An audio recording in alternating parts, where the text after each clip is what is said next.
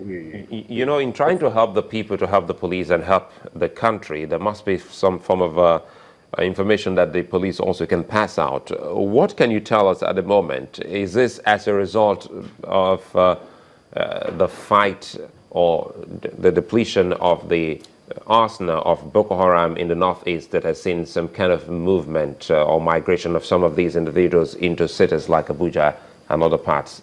And what can, how best can the people recognize these ones when they do find them?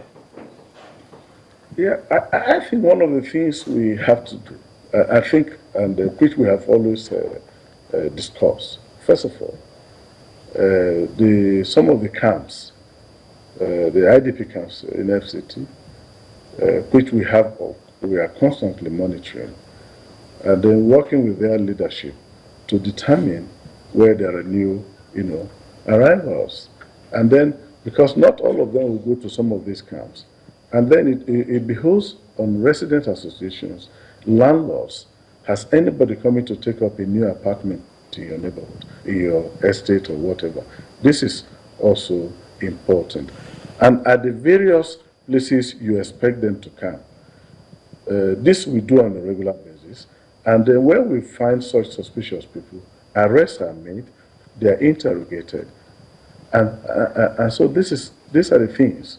If I'm getting you, sorry again to cut you, it goes to say that some of these meetings that we have in some communities, like maybe estates or neighborhood, maybe periodically getting to know each other is very key here.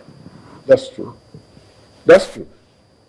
But how does... Because let me give an example. I think the last week, we met with the Police Community Relations Committee for the FCT. Again, the same last week, all the traditional rulers, led by the owner of Abaji, were in my office, and we did a lot of, brainstorming, and they all continue to make phone calls. The National Union of Road Transport Workers, they are very important, and artisans.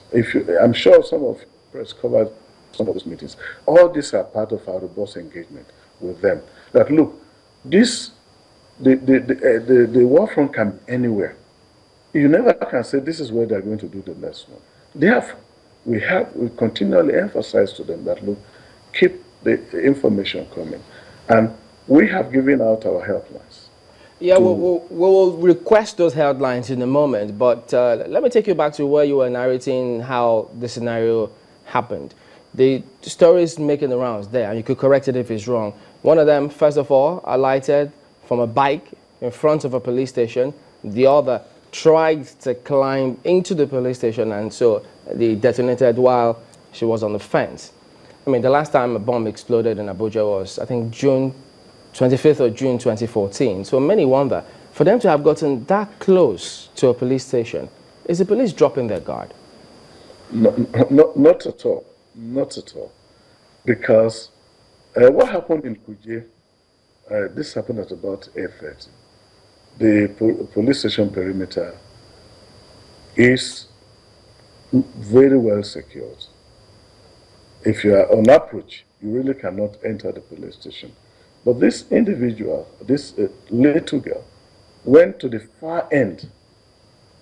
And I think it was when they had a bang. That's when they realized that this person was there. So as to whether that's not the case, because in addition to fighting terrorism, we know that there have been attacks on police stations. So every police station, every DPO, and that is why the Inspector General of Police, the Commissioners of Police have monitoring teams going to every police station to check the level of security, the level of professionalism. All right. So no time will the police rest on its oars, knowing fully well that because of what is happening in the Northeast, because they are being depleted, they are being defeated, they will always want to make a case. All right, well, I have to bring in this question then. Pardon me to butt in. Are the CCTVs in Abuja working? The issue of CCTV, we had a good number installed, but they are not working at 100%. And that was what?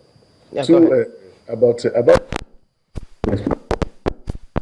my office, I had a meeting with them, and we discussed on what to do at some of the CCTVs. These are technical issues. These electronics, they can go bad at any time. So it is not working at 100%. Okay, But so for those who are, what we try to do with those that are working, and with that of private individuals, we try to leverage on the other ones so that we can maintain that level of is the surveillance. police making use of any one of them, or has the police ever had access to any image from the CCTV ever since they were installed? Of course, if you recall, even the first bombing, the bombing of force headquarters, if you recall, we captured the footage on CCTV, and that helped very much in the investigation, and that is why the strategic points where these CCTVs are located, they are so important, because when things like this does occur, we fall back on them to do this. But like I said, those few that are not working, I think something is being done about them, because the technical person, I don't know whether they met me with an officer from force headquarters, and we discussed of what to do. I think they told me they were going to come back. So they are very useful to us, and also we encourage members of the public, especially large business premises, entertainment centers, supermarkets, shopping malls, even private residences, because I don't think, even when all ours are working, there are also other places that cannot be ever fully covered. So we also encourage members of the public-private sector people to have them in their premises, because when it becomes important, we could leverage on these, on the support we can get from them. So is there anyone within that perimeter where the explosions occurred that had CCTV and the police has requested access to footages whatsoever? Yeah, the investigation into this act, it's at the highest level. I have supplied the part that I have to the investigating team, and as soon as I leave the position, they were around yesterday, and I think they will again be with me today. So the general, it's a process that is going through studying the different images and then trying to focus that very venue. I think that process is on, and that was why these visits to the various scene of crime. They are processing the scenes, and then they will now look at the footages from the various places. I think that is part of the investigation process.